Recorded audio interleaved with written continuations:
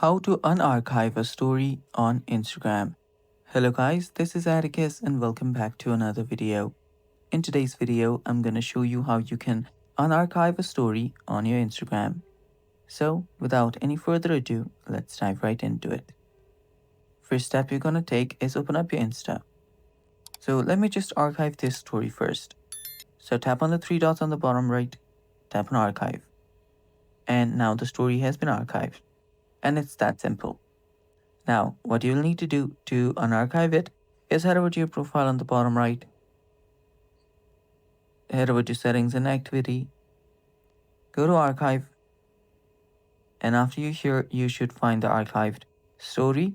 If you tap on that, and if you tap on the three dots on the bottom right, you can share it. So let me just go back here.